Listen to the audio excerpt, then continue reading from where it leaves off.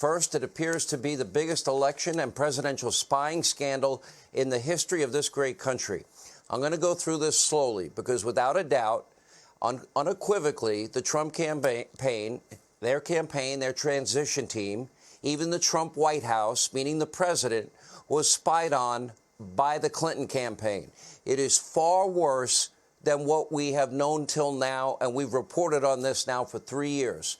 Now, thanks to a brand new filing from the special counsel, John Durham, we now know that the Clinton campaign paid a tech firm to infiltrate the servers at Trump Tower and then later infiltrate the servers at the Trump White House. In other words, illegally spying on a presidential candidate and later a president of the United States. Their end goal?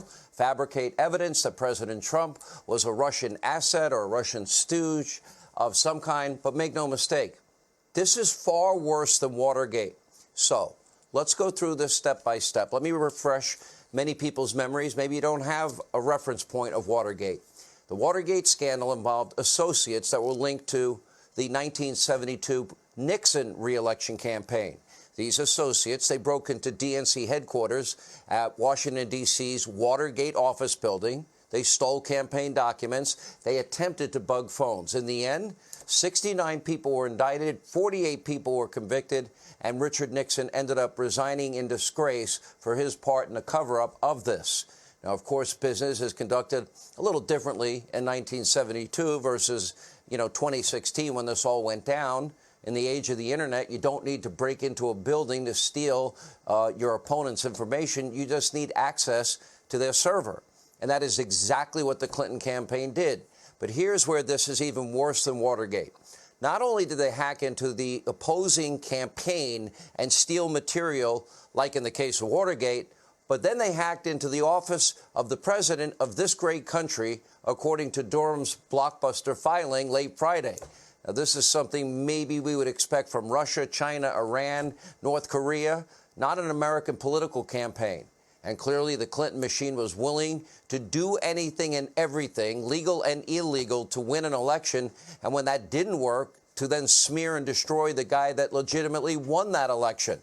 If this filing is accurate, it is all illegal. Everyone involved should go to jail, just like Watergate, except this is far worse. Don't take my word for it. Take a look at what Nancy Pelosi once had to say after the Democratic Congressional Campaign Committee was hacked in a similar fashion by a foreign government, not by Republicans, in 2016. Take a look.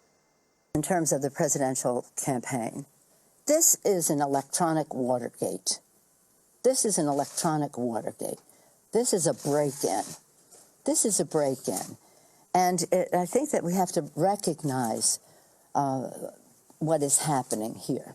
Now, who the Russians broke in, who did they give the information to? I don't know. Who dumped it? I don't know.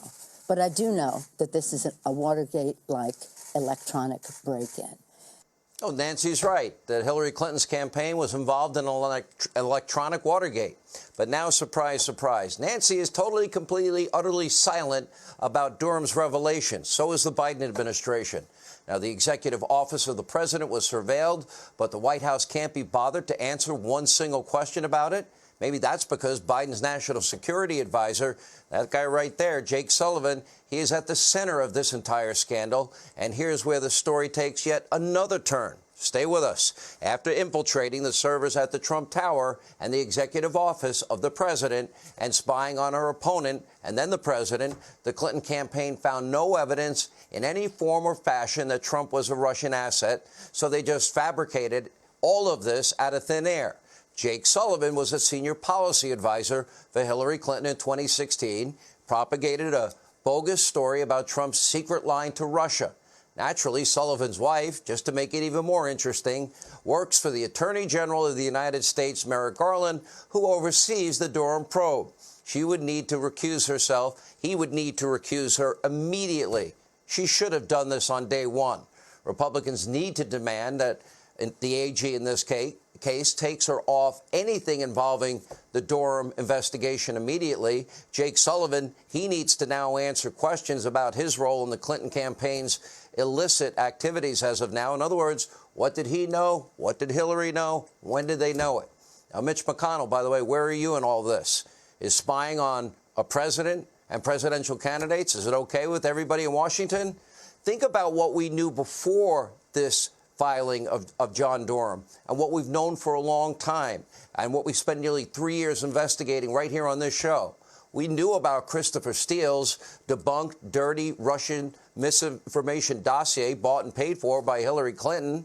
And, of course, the money was funneled through a law firm, Perkins Coie, and Fusion GPS, and they hire Christopher Steele. We've told you that story a million times. The FBI then used that material as the basis for the Russia witch hunt. And by the way, to do that, the top of a FISA warrant says verified. We now know it's totally debunked. None of it was true. It was all unverifiable. When they found out it was unverified, they still continued to use Hillary's dirty Russian dossier. The FISA warrants against the Trump campaign associate, Carter Page. Guess what? They did it all. This is even worse than all of that. According to Andrew McCabe, if there's no dossier, there would be no FISA warrant granted. Now we know that Hillary Clinton and her campaign was spying on Donald Trump's internet activity. As a matter of fact, the entire Trump Tower, the entire White House, as a candidate, and by the way, now as president. That, too, was bought and paid for by Hillary Clinton's attorneys. And when they came up empty, Jake Sullivan was more than happy to disseminate unverified rumors and conspiracy theories as fact. In other words, President Trump, he was right the whole time. This might remind you. So the biggest scandal was when they spied on my campaign. They spied on my campaign. Well, there's no real evidence of that. Of course there is. No. It's all over the place. Leslie, Sir, they spied on my campaign and they got caught. Can I say something?